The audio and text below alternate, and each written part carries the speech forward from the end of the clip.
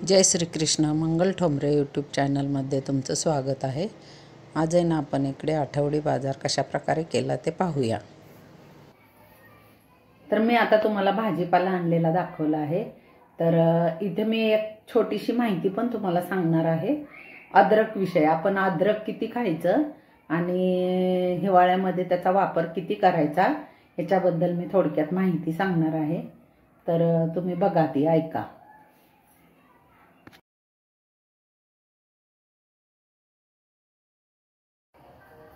हे बघा, आज गुरुवार आहे. तर आमच्या इकडे आठवडी बाजार भरतो. तर एकदम फ्रेश भाज्या आता भेटतात. हिवाळ्याचे दिवस आहेत ना. तर बघा मी काय काय आणले तुम्हाला दाखवते. ही पालकची भाजी, ही मेथी आहे, ही चवळी आहे आणि ही कोथिंबीर. तसेच हे मशरूम पण आणलेलं आहे, एकदम फ्रेश आहे मशरूम. आणि हा दुधी भोपळा, वांगी बघा किती सुंदर आहे, छोटी छोटी आणि कवळी वांगी. आणि ह्या वांग्याची भाजी खूप टेस्टी लागते. ह्या हिरव्या मिरच्या तिखटवाल्या, तसेच टोमॅटो, भेंडी, गाजर, हा भोपळा आम्ही आमच्या कृषू बाळाला खिचडीमध्ये वापरतो. तसेच ही गवार आहे, गवार पण एकदम कवळी आहे, मस्त लुसलुसीत. तसेच हे बीन्स आहेत, बीन्स पण छान आहे. ही काकडी. तर अशा ह्या भाज्या सगळ्या मी आत्ताच घेऊन आले. तर थंडीच्या दिवसात भाज्या, पालेभाज्या पण भरपूर मिळतात, अवेलेबल असतात भरपूर प्रमाणात. तर आपण थंडीच्या दिवसामध्ये पालेभाज्या भरपूर खायला पाहिजेत, आरोग्यास अगदी चांगल्या असतात. तर अशा प्रकारे ह्या भाज्या आणलेल्या आहेत. आता तुम्हाला मी फळं पण दाखवते काय काय आणलेत ते. ही पपई आहे. ही पपई डोळ्यासाठी खूप चांगली असते, दर आठवड्याला मी आणते.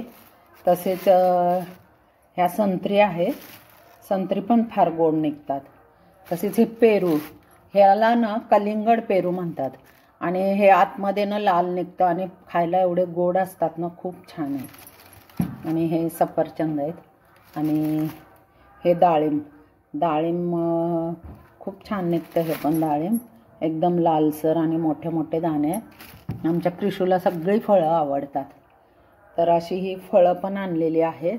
आता हे सगळं ह्याच्यामध्ये भरून ठेवणार. हिवाळ्यामध्ये फळं जी पण मिळतात ती सगळी आपण खायला पाहिजेत, फळं पालेभाज्या. त्यामुळे आपल्या आरोग्याला एकदम पोषण मिळतं. तर अशा प्रकारे आज बाजार करून आलेले आहेत भाजीचा आणि फळांचा. खूप छान फळं मिळाली, फ्रेश एकदम.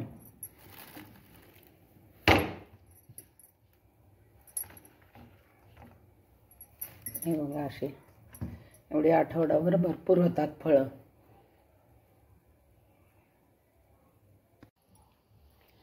हे जे डाळिंब आहे ना, तुम्हाला सोलायची एक सोपी पद्धत सांगते. याला अशा 4 चिरा मारायच्या. त्याच्यानंतर ही गोल चकती काढायची, खालच्या बाजूनी असंच राहू द्यायचं आणि असं 4 भाग असे ओपन करायचे.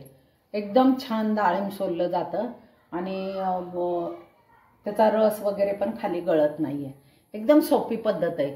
तर असं तुम्हाला मी दाखवते कशा प्रकारे सोलायचं ते.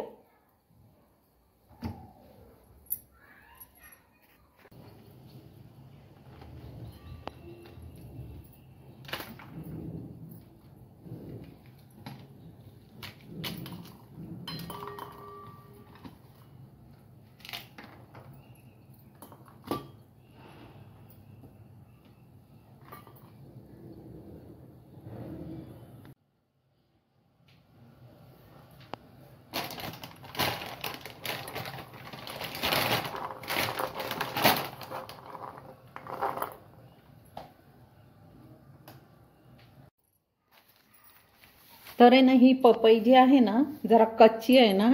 तर ही ना अशी पेपरमध्ये ना व्यवस्थित गुंडाळून रॅप करून ठेवायची. 2 दिवसात एकदम छान पिकते आणि चवीला पण खूप गोड लागते. तर अशा प्रकारे ना पेपरमध्ये छान पपई रॅप करून ठेवायची.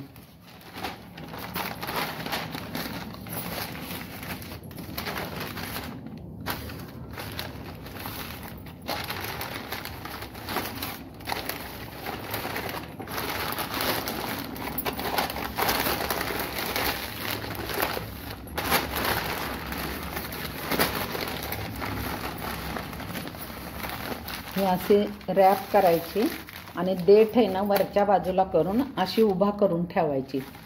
खूप छान पिकते 2 दिवसात. तर अशा पद्धतीने तुम्ही पण कच्ची पपई असेल तर अशी रॅप करून ठेवा.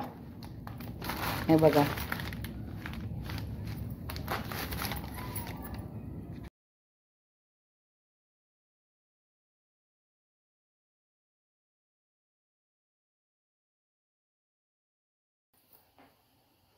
जय श्रीकृष्ण लागलेली आहे. तर थंडीच्या दिवसामध्ये अनेक असे पदार्थ आहेत ते आपल्या शरीरास अगदी मजबूत ठेवण्यास मदत करतात. तर याच्यामध्येच एक काय आहे तर आले किंवा अद्रक. तर हिवाळ्यामध्ये आले गुणकारी ठरते. तर ते आपण किती खावे याबद्दल आपण थोडक्यात जाणून घेऊया. तर सध्या थंडीची चाहूल लागलेली आहे. हिवाळ्यात फक्त सर्दी आणि खोकलाच होत नाही तर इतरही अनेक आजार बळावतात आणि पटकन ग्रासतात. तर या ऋतूमध्ये अशा अनेक गोष्टी आहेत ज्या शरीराला थंडीपासून बचाव करण्यास मदत करतात. तर त्याच्यामधलीच एक गोष्ट म्हणजे आले. तर हे आले जे आहे त्या आल्यामध्ये सोडियम, अँटीऑक्सिडंट, पोटॅशियम, व्हिटॅमिन बी, सी, फोलेट आणि झिंक आणि मॅग्नेशियम यासारखे गुणधर्म असलेले आले हिवाळ्यात अनेक आजारांपासून बचाव करू शकतात. हिवाळ्यात आल्याचे सेवन केल्याने शरीराची रोगप्रतिकारक शक्ती मजबूत होते. हिवाळ्यात आल्याचे सेवन केल्याने सर्दी खोकल्यापासून आराम मिळतो. हिवाळ्यात गरम चहामध्ये आल्याचा तुकडा टाकून तो पिणे फायदेशीरच मानले जाते. जेवणानंतर 1 तासाने याचे सेवन केले तर अनेक प्रकारचे फायदे होऊ शकतात. असे केल्याने यकृताची समस्याही दूर होते असे आहार तज्ज्ञ सांगतात. तर हे असे आले दररोज आपण किती सेवन केले पाहिजे तर या आल्याचे 4 ते 5 ग्रॅम या प्रमाणातच आपण सेवन केले पाहिजे असे आहार तज्ज्ञ सांगतात. आल्यामुळे लठ्ठपणा पण कमी होण्यास मदत होते. तर असे हे बहुगुणी बहुउपयोगी अनमोल आले आपण या हिवाळ्यामध्ये वापरूया व आपले आरोग्य चांगले ठेवण्यास मदत करूया. तर ही माझी माहिती तुम्हाला उपयुक्त वाटली आवडली तर लाईक करा, शेअर करा, सबस्क्राईब करा आणि असेच नवनवीन व्हिडिओ पाहत राहा. धन्यवाद.